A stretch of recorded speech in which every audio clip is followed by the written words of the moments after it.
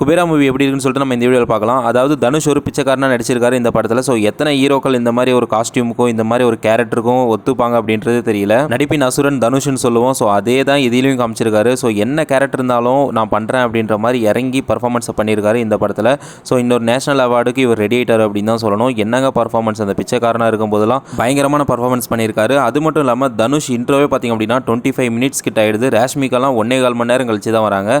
So Nagarjuna, Dhanush, Rashmika இவங்க 3 பேருக்கும் தனித்தனி கேரக்டரில் பயங்கரமாக காமிச்சிருக்காரு டேரக்டர். அது மட்டும் இல்லாமல் தனுஷோட இன்ட்ரோ சீனெல்லாம் பார்த்திங்க அப்படின்னா அவர் அந்த ஒரு இன்ட்ரோவெல்லாம் எப்படி அக்செப்ட் பண்ணார் அப்படின்றது தெரியல. ஸோ அந்த அளவுக்கு வந்து பர்ஃபார்மன்ஸை நம்ம இந்த படத்தில் காமிக்கணும் அப்படின்ட்டு காமிச்சிருக்காரு. அது மட்டும் இல்லாமல் பயங்கரமாக எஃபர்ட் போட்டிருக்காரு அப்படின்னு தான் சொல்லணும். இந்த படத்தில் அந்த பிச்சைக்காரனாக இருந்து ஒரு கை வேலை செய்யாமல் போச்சு அப்படின்றத படத்துடைய எண்டு வரைக்கும் ஒரு லூப்பாக கொண்டு வந்து வச்சுருப்பாங்க. சூப்பராக இருக்கும் அது பார்க்குறதுக்கு. இந்த படத்தோட டேரக்டர் சேகர் கமுலா ஒரு புது லைனப் ஸ்டோரியை எடுத்திருக்காரு. ஸோ அதுக்கான ஆள் தான் தனுஷ். ஸோ அந்த அளவுக்கு அந்த ஸ்டோரி மேலே இன்வால்வ் ஆகிட்டு பர்ஃபார்மன்ஸை பண்ணிட்டு அதோட அவுட்புட்டும் நல்லா கொடுத்துருக்காரு. ஸ்டோரியோட ஒன்லைன் பார்த்தீங்க அப்படின்னா ஒரு பணக்காரனாக இருக்கக்கூடிய ஒருத்தன் 4 பிச்சைக்கார பினாமிங்களை வச்சுட்டு பண்ணணும் அப்படின்றது தான் ஒரு பிளான் பண்ணுவாங்க.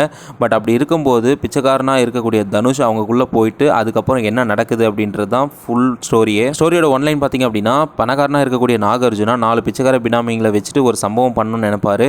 அப்படி இருக்கும்போது தனுஷ் அவங்களுக்குள்ளே போய் மாட்டிட்டு அதுக்கப்புறம் அந்த படத்தில் என்ன நடக்குது அப்படின்றது தான் ஃபுல் எண்டு ஸ்டோரி வரைக்கும் படமே. ஸோ ரொம்பவே அழகாக எடுத்திருக்காங்க. ஸ்க்ரீன் பிளே அண்ட் டைரக்ஷன்லாம் பயங்கரமாக இருக்குது. இந்த படத்தோட டூரேஷன் மட்டும் இன்னும் கொஞ்சம் கம்மி பண்ணி தான் நல்லா இருந்திருக்கும். ஸோ கொஞ்சம் லென்த்தியாக இருக்கிற மாதிரி ஃபீல் ஆகுது. அது மட்டும் இல்லாமல் தனுஷுடைய பர்ஃபார்மன்ஸ் அண்ட் நாகார்ஜுனோட பர்ஃபார்மன்ஸ் ரொம்பவே நல்லா இருக்குது. ராஷ்மிகா வர இடத்துலலாம் அந்த ஒரு சென்டிமெண்ட் வந்து நிறையவே கிரியேட் ஆகிருக்கு. தனுஷ்க்கு ரீசெண்டான படம் எதுவுமே கை கொடுக்கல அப்படின்னாலும் இப்போ இவர் இந்த படத்தில் ஃபுல் ஃப்ளிட்ஜாக இறங்கிட்டு ஆடியோ லான்ச்சில் கூட சொன்னார், கண்டிப்பாக இந்த படம் நான் சாட்டிஸ்ஃபைடாக இருக்கேன், என்ன நம்பி நீங்கள் போகலாம் அப்படின்ற மாதிரி ஒரு வேர்டு விட்டார். அவர் அந்த வேர்டு விடும்போதே எனக்கு தெரியுங்க கண்டிப்பாக இந்த படம் கண்டிப்பாக ஹிட் ஆகும். ஸோ அதனால தான் அவர் கான்ஃபிடென்ட்டாக சொல்கிறாரு அப்படின்ட்டு. அது மட்டும் இல்லாமல் அந்த ஓப்பனிங் சீனில் அவர் இன்ட்ரோலாம் பார்த்திங்க அப்படின்னா இத்தனை நாள் இந்த ஒரு தமிழ் சினிமாவில் எந்த ஒரு ஹீரோவும் அந்த மாதிரி ஒரு இன்ட்ரோ வந்து அக்செப்ட் பண்ணியிருக்க மாட்டாங்க. ஸோ ஆனால் பண்ணியிருக்காங்களா இல்லையான்னு தெரியல. பட் இவர் பண்ணது ஒரு ஆச்சரியமாக இருக்குது. அதுவும் ஒரு தெலுங்கு இண்டஸ்ட்ரி டைரக்டரோட. ஓகே கைஸ், நீங்கள் இந்த படத்தை பார்த்துருந்தீங்க அப்படின்னா உங்களுடைய ரிவ்யூ என்ன அப்படின்றத மறக்காம கமெண்ட் செக்ஷனில் கமெண்ட் பண்ணுங்கள். இன்னொரு நல்ல வீடியோவில் சந்திப்போம். மண்டில் டாடா பாய்.